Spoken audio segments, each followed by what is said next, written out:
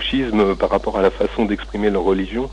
Et alors qu'ils croient au même Dieu, c'est là où j'aimerais bien que les croyants réfléchissent à ce problème, parce que c'est quand même effarant de voir qu'on puisse s'entretuer parce qu'on croit au même Dieu, quoi. Voilà, merci et beaucoup pour vos réponses. Au revoir. Merci. Merci Roman, bonsoir. Alors Karim, moi-même j'avais des questions à vous poser. On n'a pas pu vraiment dialoguer comme il faut.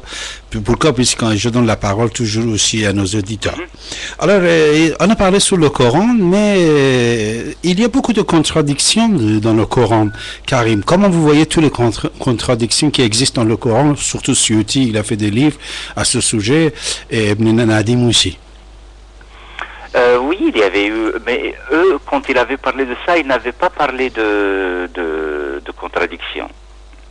Suyuti n'a pas parlé de contradiction, il a parlé des sources différentes de... Voilà, c'est-à-dire la méthode de parler, c'était différent. Oui, mais il y avait toute une tradition qui s'appelait le Mu'aravat. Ça, c'est une tradition qui avait voulu jouer avec l'histoire des contradictions du Coran. Mais c'était pas par Suyuti, parce que Suyuti c'était un être très très religieux. D'ailleurs, je vais même maintenant tirer le livre conservateur, très connu, Asbab Nuzul al-Qur'an. Voilà. Et là, il fait un travail extraordinaire. Il fait vraiment un travail extraordinaire, parce que quelquefois, on voit que le Coran, quand il a été officiellement révélé, il a été révélé suivant des cas précis, des questions précises, des choses qui avaient eu lieu pour une raison ou pour une autre.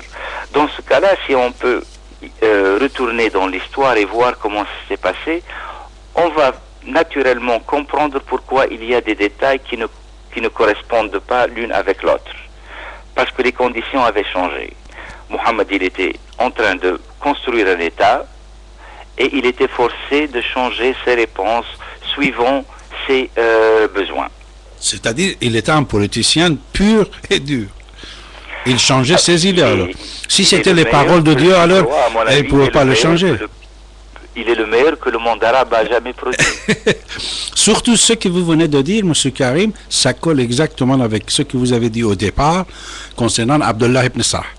C'est-à-dire, même Abdullah, puisqu'il est un de ses secrétaires, voilà, quand il peut constater comme quoi Mahomet, il ne connaît pas exactement ce qu'il a dit hier, quand il rajoute, etc. C'est-à-dire, ces changements-là aussi, ça peut être cette diplomatie de Mahomet, de changer de méthode, comme un président de la République ou comme un roi, que les rois, ils ne le font pas plutôt. C'est des politiciens durs et purs.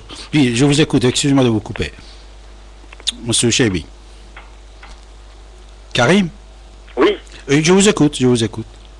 Je m'excuse, j'avais tiré pas le bon livre, Asbab Nuzul al-Qur'an, ça c'était... Peut-être Al-Itqan fi Qur'an al-Karim. Plutôt Al-Itqan. Al-Itqan fi Qur'an al-Karim. C'est celui de voilà, c'est ça, oui. Je me corrige, parce que j'ai tous les livres, après avoir parlé avec Rachid et m'a demandé les références. C'est dans le livre Al-Itqan fi Ulum al-Qur'an. C'est un peu tard le soir, mais bon... Mais pour lui, bon, ça commence la journée. Un politicien, franchement, il a fait, je crois qu'il était très intelligent personnellement. Le fait d'avoir réussi ce que beaucoup d'autres prophètes n'avaient pas réussi, parce que l'histoire des prophéties, si on la suit bien, il y avait toujours des échecs. Avec Mohammed, il avait commencé, il avait terminé avec un État. Donc en matière, si on parle du politicien, je ne parle pas du prophète. Oui. Si on parle du politicien, il a vraiment réussi sa tâche. Il a construit, il a formé l'État qu'il voulait former, et ça s'était fait en 10 ans pratiquement, ou moins même. Parce que à la 9e année de la Médine, il avait officiellement conquis la Mecque avec 10 000 cavaliers. Donc réussir en 9 ans à réunir 10 000 cavaliers, c'était vraiment extraordinaire, je crois. Donc, comme j'ai dit,